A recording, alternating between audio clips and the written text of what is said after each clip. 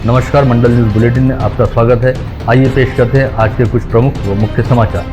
अब तक यदि आपने मंडल न्यूज़ के इस चैनल को लाइक व सब्सक्राइब नहीं किया है तो जल्द से जल्द इस चैनल को लाइक व सब्सक्राइब जरूर कर दें।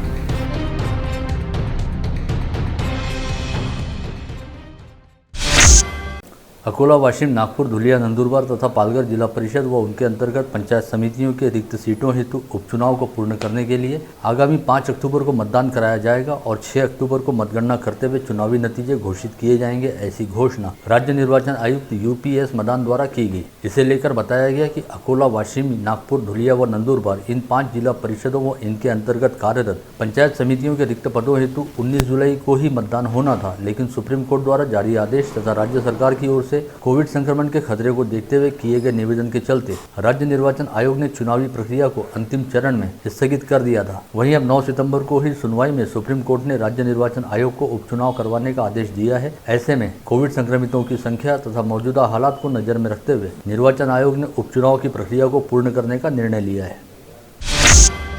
जिलाधीश कार्यालय के सभागार में आज अमरावती जिले के दूध उत्पादक व आपूर्तिकर्ता किसानों की समस्याएं हल करने हेतु बुलाई गई बैठक में जिला पालक मंत्री यशोमती ठाकुर ने कहा कि सरकारी दूध योजना कार्यालय द्वारा जिले की संस्थाओं से नियमित तौर पर दूध संकलित किया जाए और दूध संकलन में कोई खंड न पड़े, इस हेतु आवश्यक नियोजन किया जाए। पालक मंत्री ठाकुर ने यह भी कहा कि दूध की दैनिक जरूरत पूर्ण होने हेतु जिले की प्राथमिक दूध संस्थाओं द्वारा 50-50 लीटर दूध की आपूर्ति सरकारी योजना कार्यालय में की जाए। दूध की आपूर्ति नियमित तौर पर होनी चाहिए और दूध की किल्लत नहीं होनी चाहिए, इस ओर सभी ने ध्यान देना चाहिए। जिला मध्यवर्ती सहकारी बैंक के संचालक मंडल में शामिल रहे नितिन हिवसे, विठ्ठल गायगोले व सुभाष पावड़े द्वारा यहां बुलाई गई पत्रकार परिषद में कहा गया कि उन्होंने बैंक द्वारा अलग अलग समय पर म्यूचुअल फंड में नियमों का उल्लंघन कर राशि निवेश करने को लेकर अपनी आपत्ति दर्ज कराई थी, लेकिन इसके बावजूद बैंक के तत्कालीन अध्यक्ष, सीईओ सहित संबंधित महकमों के अधिकारियों द्वारा उस पर ध्यान नहीं दिया गया। यदि समय रहते इन आपत्तियों पर ध्यान दे दिया जाता तो आगे चलकर बैंक के व्यवहार में यह गड़बड़ी नहीं होती। तुमच्याच अध्यक्षांना तुमचं ऐकलं नाही का मग पत्राचं? तेव्हा ऐकलं नाही ना अध्यक्षांनी? तेव्हा ऐकलेलं नाही। तुम्ही संचालक असताना त्याच पॅनल मध्ये तेव्हा ऐकलं नाही। आलं ऐकायचं कारण आहे की त्यांचं म्हणणं की मला पूर्ण शहनिशा करू द्या, यामुळे कदाचित ते माझ्या पत्रावर पुढे गेले नाही। आणि त्यानंतर त्यानंतर एक प्रेस झाली, तुमच्या माध्यमातूनच एक प्रेस पुढे आली। ती प्रेस घेतली होती बाळासाहेब वानखडे आणि त्यांच्या सहकाऱ्यांनी। त्या प्रेसला नंतर मला एक अमरावती मंडळच्या आपले जे प्रतिनिधी आहेत त्यांचा फोन येऊन त्यांनी माझ्याकडून माहिती घेतली की बाबा तुमचं मत काय यावं। तुम्ही त्यांना सांगितलं की ऑलरेडी मी यामध्ये पत्र दिलेलं आहे, असा असा गुन्हा नोंदवायचा। त्या प्रेसलाच काउंटर तुम्ही जर मतदार वाचला असेल तर तेव्हाच माझं हे आलं। पण तेव्हा मात्र माझ्या तत्कालीन अध्यक्षांनी म्हटलं की बरं झालं तुम्ही ही तर भूमिका मांडली होती, पण तेथपर्यंत कोणतीही भूमिका मांडू नका असा एक त्यांच्या सूचना होत्या। पण मला लोकांचे जे माझ्या मतदारांचे किंवा ठेवीदारांचे फोन येत होते त्या फोनने मी कासावी झालो होतो। ऐसे में बैंक के तत्कालीन अध्यक्ष व सीईओ सहित उस समय इस गड़बड़ी की अनदेखी करने वाले संबंधित महकमों के अधिकारियों से खुलासा मांगा जाए, साथ ही दोषी पाए जाने वाले लोगों के खिलाफ आवश्यक कार्रवाई की जाए। इस समय बंगाल की खाड़ी में बने कम दबाव वाले क्षेत्र का रूपांतरण चक्रवाती हवा में हो गया है और यह चक्रवाती तूफान उड़ीसा से आगे पश्चिम वायव्य दिशा में बढ़ते हुए छत्तीसगढ़ व मध्य प्रदेश की ओर जाएगा तथा आगामी 16 सितंबर को इसकी तीव्रता कम होगी। ऐसे में अगले 6 दिनों तक अमरावती सहित समूचे विदर्भ क्षेत्र में बिजली की तेज गड़गड़ाहट के साथ मूसलाधार बारिश होने की संभावना है। साथ ही 18 सितंबर के बाद बारिश का प्रमाण कुछ हद तक कम होगा, ऐसी जानकारी मौसम विशेषज्ञ अनिल बंड द्वारा दी गई है। गत रोज शहर सहित जिले में कई भाविक श्रद्धालु परिवारों द्वारा पूरे भक्तिभाव व विधि विधान के साथ ज्येष्ठा गौरी यानी महालक्ष्मी का आह्वान किया गया। 3 दिनों तक चलने वाले इस महालक्ष्मी पर्व के तहत आज सोमवार 13 सितंबर को महालक्ष्मी का पूजन व प्रसाद वितरण किया गया, जिसमें महालक्ष्मी को 16 प्रकार के नैवेद्य का भोग अर्पित किया गया और उपस्थितों में महालक्ष्मी का प्रसाद वितरित किया गया। साथ ही अब कल मंगलवार 14 सितंबर को महालक्ष्मी का विसर्जन किया जाएगा। जिले की सांसद नवनीत राणा तथा बडनेरा निर्वाचन क्षेत्र के विधायक रवि राणा ने सोमवार को अपने कई परिचितों के यहां जाकर ज्येष्ठा गौरी महालक्ष्मी का पूरे भक्तिभाव के साथ पूजन किया। इस समय राणा दंपत्ति को अपने बीच पाकर संबंधित परिवार बेहद हर्षित दिखाई दिए। साथ ही उन्होंने राणा दंपत्ति की शानदार ढंग से अगवानी भी की। वहीं राज्य की महिला व बाल विकास मंत्री तथा जिला पालक मंत्री यशोमती ठाकुर ने आज अमरावती स्थित अपने निवास स्थान पर ज्येष्ठा गौरी महालक्ष्मी का पूजन किया। महालक्ष्मी की स्थापना करने के साथ ही पालक मंत्री यशोमती ठाकुर ने ज्येष्ठा गौरी के समक्ष राज्य की सुख समृद्धि की मन्नत मांगी और महिलाओं पर होने वाले अत्याचार रुक जाएं और सभी को सद्बुद्धी मिले, इस आशय की प्रार्थना भी की। एकत्र कुटुंब आहे आणि ह्या निमित्तानं देवाच्या दर्शनाच्या निमित्तानं आम्ही सगळेजण एकत्र येतो, सगळ्यांच्या भेटीगाठी होतात। आज जवळपास 400 वर्षाच्या वर झालेली आहे की ही परंपरा आमच्या घरामध्ये सुरू आहे आणि परंपरा सुरू राहिल्या पाहिजे याचा एक प्रयत्न आहे। आज देवाला प्रार्थना केली,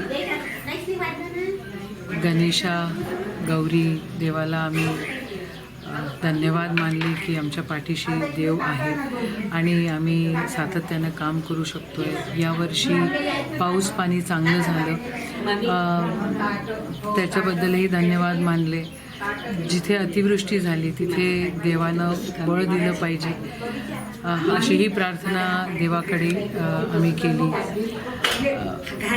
या मागच्या या काळामध्ये ज्या काही घटना घडत आहेत त्याच्यामध्ये आम्हालाही बळ मिळालं पाहिजे, आमच्या महिला भगिनी अजून सशक्त झाल्या पाहिजे, त्या ठिकाणी व्यवस्थित त्यांचं संरक्षण आम्हीही करू शकलो पाहिजे आणि जी महागाई झालेली आहे ती लवकरात लवकर कमी झाली पाहिजे अशी ही प्रार्थना देवाकडे आम्ही केली। लहानपणीच्या आठवणी भरपूर आहे, इथंच लहानाचे मोठं झालो, इथंच बालवाडीमध्ये आम्ही गेलो।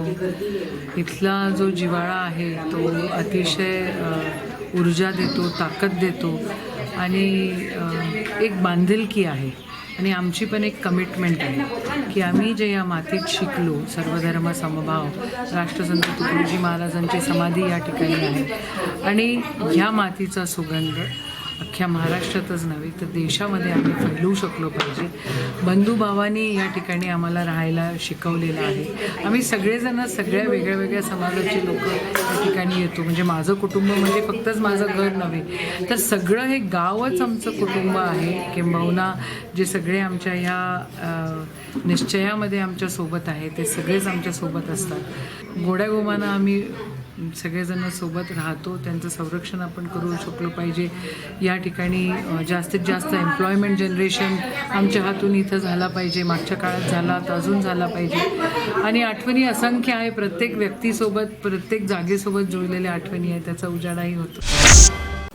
3 दिवसीय महालक्ष्मी पर्व के चलते महालक्ष्मी की साज सजावट व भोग प्रसाद से संबंधित साहित्य की खरीदारी हेतु पूरा दिन शहर के बाजारों में अच्छी खासी गहमा गहमी देखी गई। विशेष तौर पर फल फूल व सब्जी की दुकानों में जबरदस्त ग्राहकी रही और फल फूल व सब्जी सहित केला पत्ता खरीदी के लिए बाजार में अच्छी खासी भीड़भाड़ दिखाई दी। ऐसे में लंबे समय बाद महालक्ष्मी के पर्व पर शहर के बाजार पूरी तरह से गुलजार दिखाई दिए।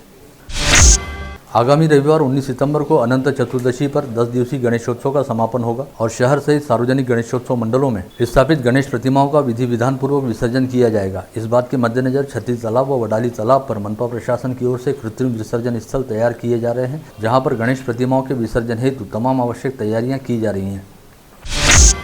जिले में सोमवार 13 सितंबर को एक बार फिर कोई व्यक्ति कोविड संक्रमित नहीं पाया गया। यह लगातार दूसरा मौका है जब जांचे गए थ्रोट स्वैब सैंपलों में से किसी की भी कोविड टेस्ट रिपोर्ट पॉजिटिव नहीं पाई गई। इसके साथ ही राहत वाली बात यह भी रही कि सोमवार को पहले से अस्पताल में भर्ती किसी कोविड संक्रमित व्यक्ति की मौत नहीं हुई। इस समय कोविड अस्पताल में केवल 3 संक्रमित मरीज भर्ती हैं। वहीं बीते 24 घंटे के दौरान 2 मरीजों को कोविड मुक्त हो जाने के चलते अस्पताल से डिस्चार्ज दिया गया। इस समय तक कुल 96,709 संक्रमित मरीज पाए जा चुके हैं, जिनमें से 95,102 मरीज कोविड मुक्त हो चुके हैं। इस समय जिले में कुल एक्टिव पॉजिटिव मरीजों की संख्या 14 है, जिनमें मनपा क्षेत्र के 8 तथा ग्रामीण क्षेत्र के 6 मरीजों का समावेश है।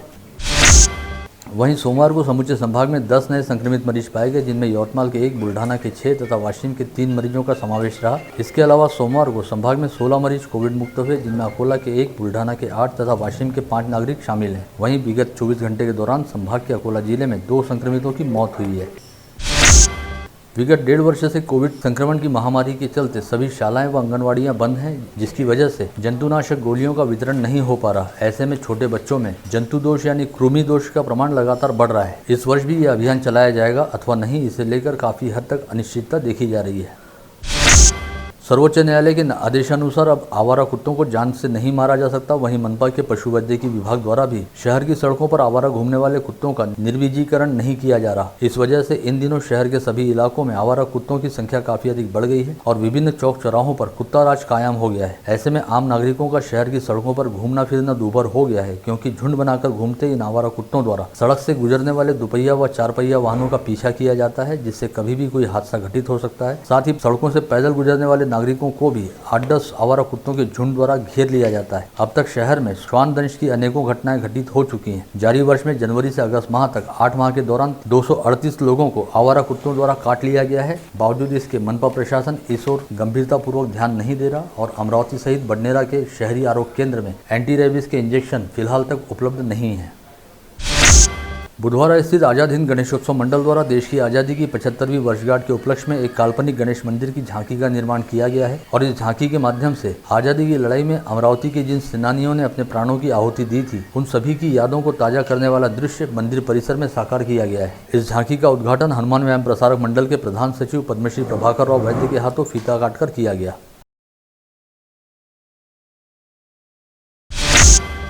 करजत जामखेड़ के विधायक रोहित पवार की संकल्पना से देश में सबसे ऊंचे केसरिया ध्वज यानी स्वराज्य ध्वज को साकार किया जा रहा है। दशहरे के मुहूर्त पर यानी 15 अक्टूबर 2021 को स्वराज्य ध्वज का प्रतिष्ठापना समारोह होगा। इसी कड़ी में सोमवार को राष्ट्रवादी युवक कांग्रेस की ओर से जवाहर गेट परिसर में स्वराज्य ध्वज का पूजन किया गया। प्रहार जनशक्ति पार्टी की ओर से जिलाधीश के जरिए राष्ट्रपति को भेजे गए निवेदन में कहा गया कि इस समय देश के विभिन्न राज्यों सहित महाराष्ट्र में भी रोजाना महिलाओं पर होने वाले अत्याचार के प्रमाण में काफी इजाफा हो रहा है और देश की महिलाएं अपने आप को असुरक्षित महसूस कर रही हैं। उनकी सुरक्षा के लिए केंद्र व राज्य सरकार द्वारा आवश्यक कदम उठाए जाने चाहिए और राज्य में शक्ति कानून को अमल में लाया जाना चाहिए।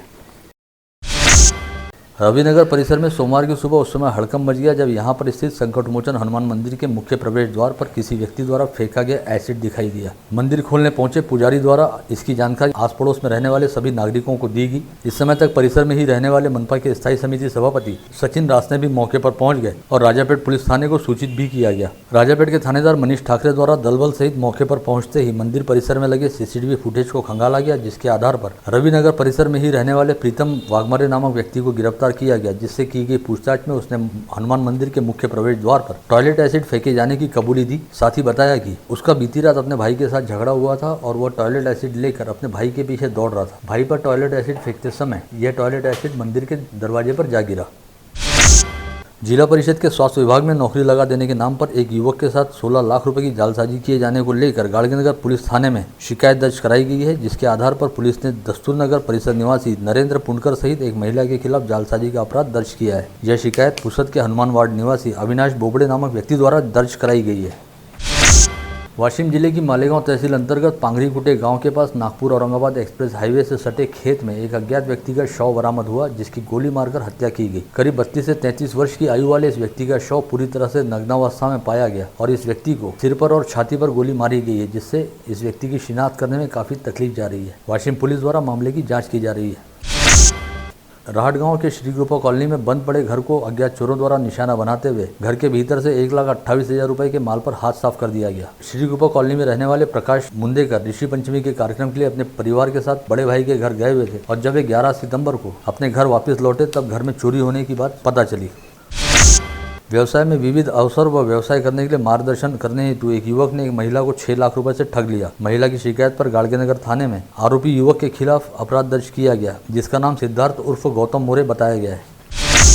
अमरावती नागपुर महामार्ग पर बड़े पैमाने में अवैध रूप से मवेशियों की ढुलाई की जा रही है। आज सुबह तिवसा के पंचवटी चौक में एक ट्रक खड़ा दिखाई दिया। पुलिस द्वारा जब इस ट्रक की छानबीन की गई तो उसमें 53 मवेशी लादे हुए पाए गए, जिसमें से 7 मवेशियों की दम घुटने से मौत हो गई थी। पुलिस ने 40 मवेशियों को कंटेनर से बाहर निकालकर गोरक्षण में भेज दिया। इस समय तक ट्रक चालक अपना ट्रक छोड़कर मौके से फरार हो गया था।